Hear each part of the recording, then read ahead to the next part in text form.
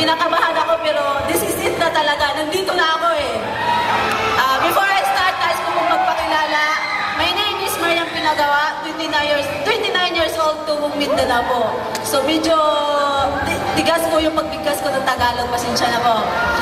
So, before na-involve ako sa AIM Global, isa po akong OFW sa Hong Kong. Domestic helper po ako for 4 years.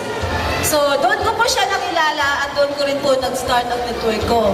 Unang-una, mahirap kasi bilang isang OFW, 16 hours kaming nakatayo, 16 hours kaming nagtatrabaho. Sa mga OFW, I'm sure nakaka-relate kayo. Minsan pa nga, may bantay pa kami. Ang pinakamahirap doon, sa isang linggo, isang beses lang kaming maka-off. Minsan pa nga, wala eh. Kaya ang hirap talagang gawin ang business. Kasi ang business natin is mag-recruit.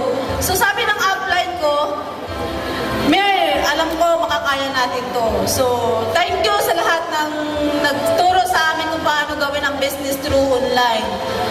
Doon ko ginawa yung business, doon namin nag-start, doon lumaki ang grupo ko. After 10 months po na ginawa ko yung AIM Global part-time, nakapag-for good po ako dito sa Pilipinas. So, after 10 months po, 3 months after, nakapag-invest po ako ng sarili kong townhouse. Dito po sa Cainta.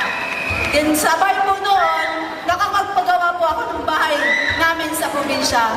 Yung matatawag na bahay, hindi kubo. Kasi alam nyo naman po yung mga bahay sa probinsya. Sabi nga ng mama ko, "Nak, I love you." Ganun pala yun. Kasi sa buong place natin, tayo lang ang may pinakamagandang bahay. Dahil po yan sa AIM Global. Grabe guys. At ang pinakamasarap doon, kasi since international yung network namin, yung mga domestic helper po din, OFW na nasa sa ibang bansa, pinapadala sa amin yung pang-paying nila. Nagtitiwala sila sa akin. Minsan nga, nag-paying ako, minsan nagmahawa ko ng pera, 200,000, 300,000, nakakatakot kasi wala pa po ako sa sakit mong time na yun.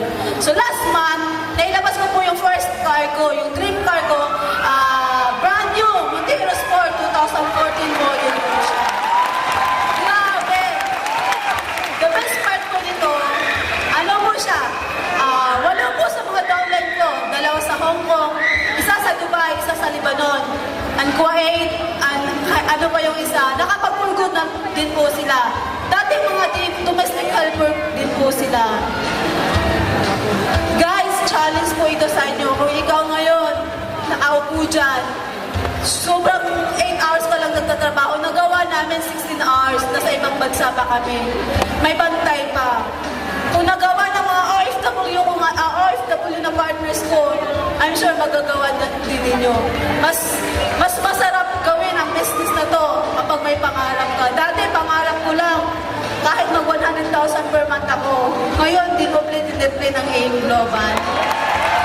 Sa lahat-lahat ng uplines ko, sa ulo ng Alliance Unicorn International, ang Brian Tumada, kung saan ka mga anak, thank you so much sa walang sawang pagsuporta at pag-guide sa akin.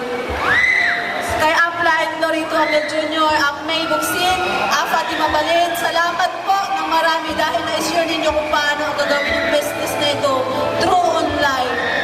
Sa direct upline ko, Maylin, Dasilang, thumbs up dahil pinakilala mo sa akin. Kung hindi mo pinakilala sa akin, I'm sure wala ko dito sa harap nito ngayon. To the Board of Directors, Sir Advocate, thank you so much. Sir John, Sir Francis, salamat. Dahil kung wala ang AIM Global, hindi mababago. 260 degrees yung buhay ng pamilya ko. Sa lahat ng partners ko, maraming salamat. Good morning, AIM Global! Yeah! Milyong palakpak! Rising Star of the Year! Congratulations! 2013!